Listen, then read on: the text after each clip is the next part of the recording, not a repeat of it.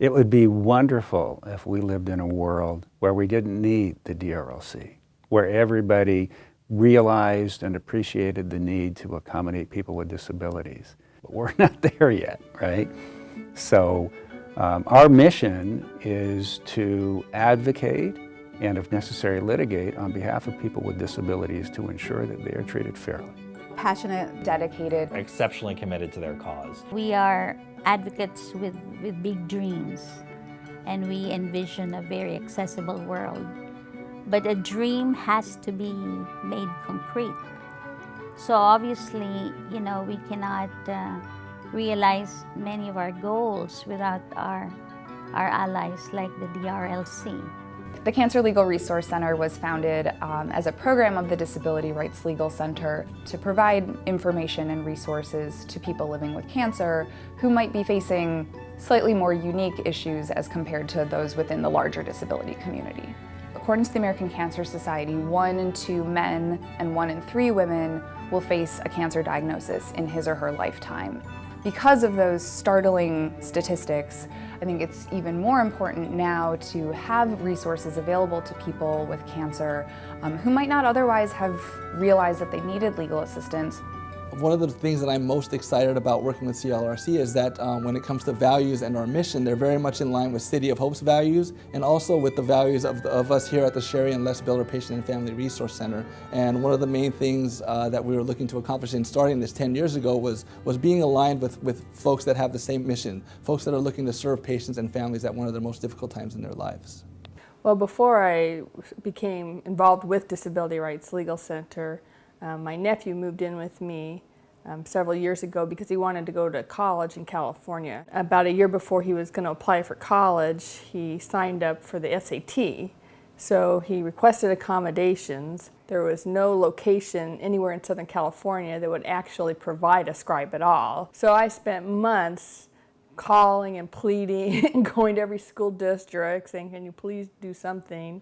For him to have had so many struggles throughout his school career where they didn't want to give him any education at all because nobody thought he was worth educating, to kind of get through all that struggle just to end up with this point where, because nobody will give you an accommodation, you're just not going to be able to go to college. Finally, somebody said, well, why don't you call Disability Rights Legal Center, maybe they can help you out. I called them up and then they just immediately got to work. Not only did we get a site to give him the test, but we actually got good accommodations. As a result of that, he was able to do well on his SAT and get into UC Riverside.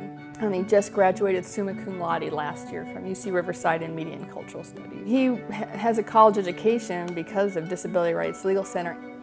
Our team, the staff that we've built here, the expertise and the connections that we've built over our history are ones that allow us to be meaningful partners within the context of that conversation, but also for people to know that this is something that matters and something that we have to work on as a society. What is no big deal to a lot of non-disabled people? When we get to taste,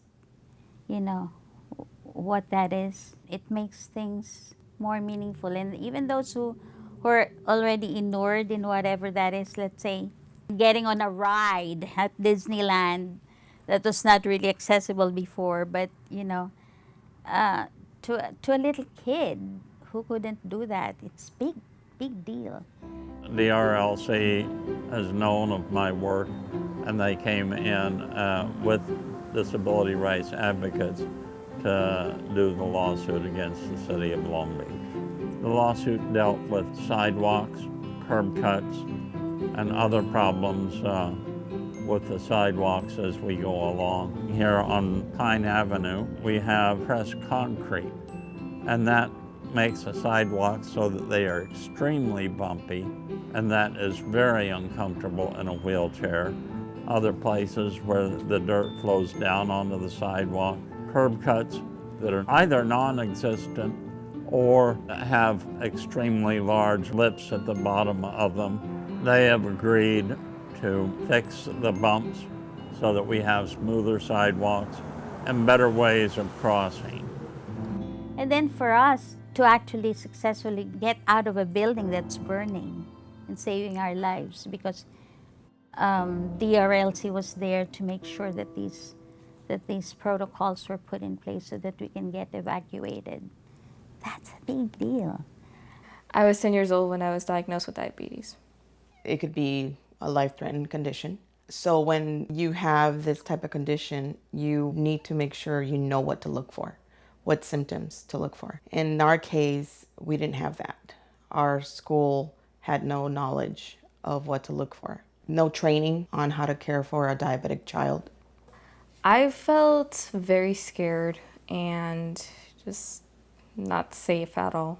I was trying to contact whoever I could to help us out because nobody in the school was helping us out. And I think what helped out is DRLC who came in and dealt with them directly. I feel definitely more secure, more taken care of, and I'm also glad to know that even other diabetic students, that they'll also get the care that they deserve too. I call them our angels, you know. I think that the reason our daughter's doing so much better now, it's because of them coming in and making sure that that she got the help and the care that she needed. I think the DRLC is at the forefront of a fight for our nation's soul. So organizations like the DRLC, which are fighting on behalf of equality and inclusion and compassion, has never been more important.